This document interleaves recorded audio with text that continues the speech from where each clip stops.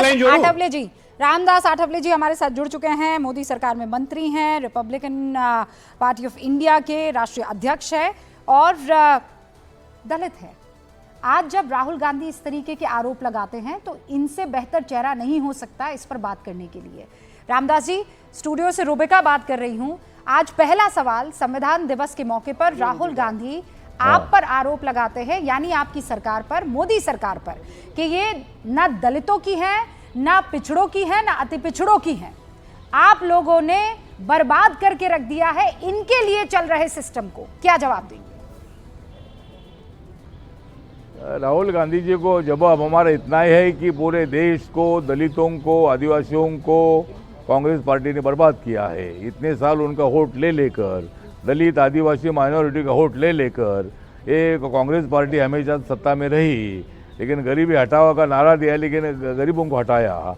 और गरीबों को न्याय देने की जिम्मेदारी आपकी थी। मोदी साहब तो अभी आए हैं, 10 साल पहले मोदी साहब इधर आए सत्ता में, और संविधान के संबंध में राहुल गांधी को बोलने का क्या अधिकार है? उनके माननीय इंदिरा गांधी जी ने इमरजेंसी लगाई थी, संविधान की धज्जियां उड़ाने का काम किया था।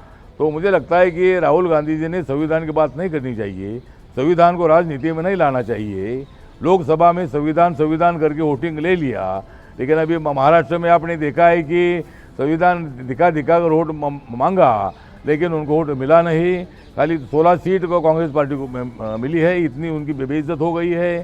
तो अभी संविधान का मुद्दा नहीं चलेगा, और हमने किसको बर्बाद नहीं किया है। मोदी साहब ने देश को विकास की दिशा से आगे बढ़ाया है, सब लोगों को साथ में सबका साथ सबका विकास का नारा दे दिया है। और इसीलिए मोदी साहब पर जो आरोप लगा रहे राहुल गांधी जी, ये बेबुनियाद है और उस आरोप में बिल्कुल तथ्य नहीं है। पर रामदास जी, आप कह रहे हैं कि संविधान वाला मसला नहीं चला, ये जाति वाला मसला नहीं चला, तो फिर राहुल गांधी अभी भी इसको क्यों पकड़े हुए हैं? हरियाणा में हार मिल गई, महाराष्ट्र में हार मिल गई, उसके बावजूद वो अभी भी इस बात पर, मतलब आज जो उन्होंने संविधान संरक्षण अभियान की शुरुआत की है, उससे लग रहा है कि वो इस पे जुड़े रहेंगे। मुझे लगता है कि राहुल गांधी जी संविधान की बात करके उनको लगा था कि अपना फायदा होगा, उनको लगा था कि नरेंद्र मोदी जी को सत्ता से हटाएंगे, लेकिन लोकतंत्र में एक वोट को बहुत बड़ी कीमत होती है।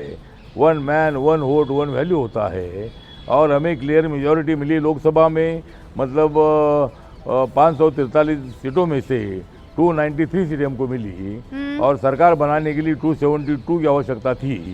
तो इसीलिए अभी संविधान का मुद्दा ये हमेशा लेते रहेंगे तो उनको फायदा होगा नहीं, कांग्रेस पार्टी का नुकसान होगा। जिधर हरियाणा में हार गए, क्या आप अपने ही अंदाज में राहुल गांधी को संविधान के लिए कुछ समझा सकते हैं? कोई शेर, कोई शायरी के मतलब मैं इतना ही बताना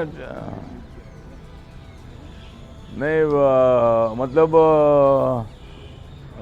इस देश का हम हमेशा लेते हैं भारत माता की आन, हम हमेशा लेते हैं भारत माता की आन, और हमें करना है मजबूत संविधान। वक्त आएगा तो हम दे देंगे हमारी जान, लेकिन हम किसी को बदलना नहीं देंगे बाबा साहब अम्बेडकर जी का संविधान। तो बाबा साहब का संविधान कोई बदल नहीं सकता है। राहुल गांधी संविधान को बदल रहे हैं, राहुल गांधी खुद को ज़्यादा स्मार्ट समझ रहे हैं। राहुल गांधी जी को सत्ता में आने का अधिकार है, लेकिन सिस्टमैटिक उन्होंने प्रचार करना चाहिए। हमेशा मोदी जी पर टीका टिप्पणी करने से उनको फायदा नहीं है। इसीलिए मुझे लगता है कि राहुल गांधी जी के संविधान के मुद्दा अभी फेल हो चुका है, और लोग समझ चुके हैं। आप कह रहे हैं कि फेल हो चुका है, लेकिन वो अभी भी इस बात को मान रहे हैं, और इसीलिए तो संरक्षण दिवस जो है वो ऐसे मनाया जा रहा है। बहुत बहुत शुक्रिया रामदास आठवले जी हमारे साथ जुड़ने के लिए, और बाकी सारे खास मेहमान